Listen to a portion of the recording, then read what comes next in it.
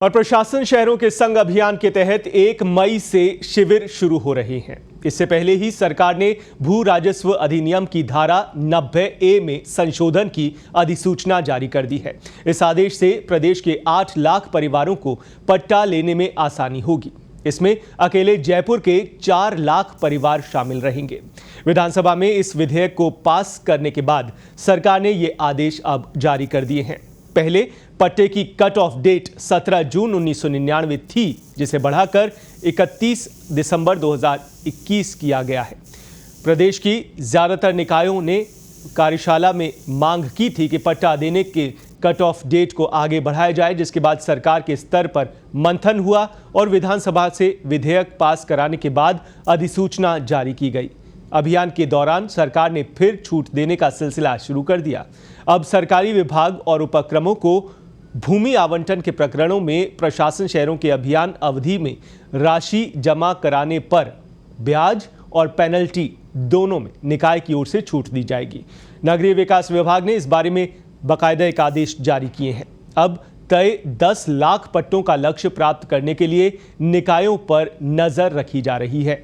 इस दौरान कार्मिकों ने कोताही अगर बरती तो उन पर सख्त कार्रवाई की चेतावनी भी सरकारी डिपार्टमेंट की तरफ से दी गई है।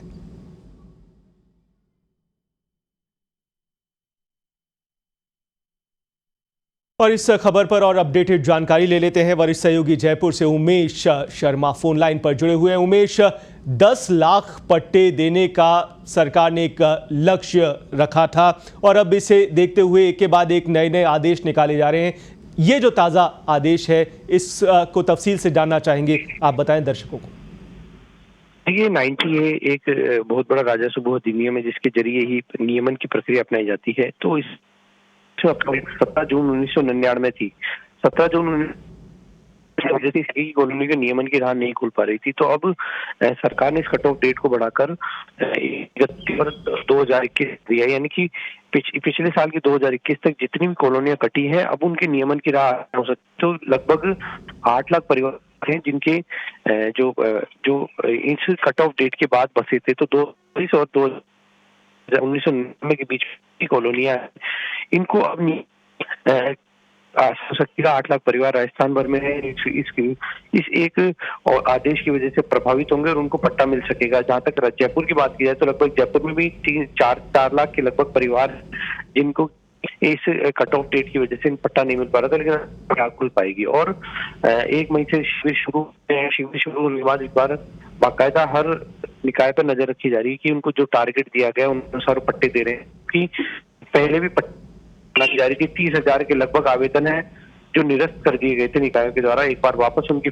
जारी ताकि पट्टे दिए जा सके। तो कहीं अब सख्ती दिखाएगी और काम नहीं करने वाले कर्मचारी पर कार्रवाई भी होगी। जी, और उमेश, जिस तरह से सरकार एक के बाद एक रियायतें दे रही है, एक के बाद एक सुविधाएं दे रही है आम जनता को पट्टा लेने के लिए, और अब तो मियाद भी बढ़ा दी गई है, कट ऑफ डेट भी बढ़ा दी गई है, लेकिन क्या लगता है कुछ जगहों से ऐसी भी खबरें आ रही हैं कि पट्टा लेने में उदासीनता दिखाई दे रही है, लोगों से पट्टे लेने नहीं पहुंच रहे हैं, आवेदन नहीं कर रहे हैं? देखिए, निकायों की जो प्रणाली उस परेशान है, क्योंकि चलते लोगों को पट्टा नहीं देते। ये वजह रही कि इस बार आवेदन भी उतनी संख्या में नहीं आ पाए जितनी उम्मीद लगाई जा रही थी।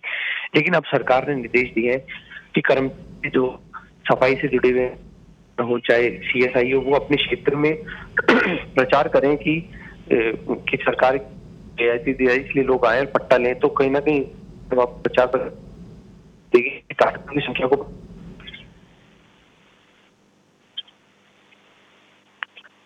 जी, चलिए, उमेश हमें बता रहे हैं कि कई तरह की रियायतें सरकार की तरफ से दी जा रही है। अब कट ऑफ डेट बढ़ा दी गई है। आपको बता दें कि सरकार ने लक्ष्य तय किया है 10 लाख पट्टे देने का, और इसे चुनावों से जोड़कर भी देखा जा रहा है।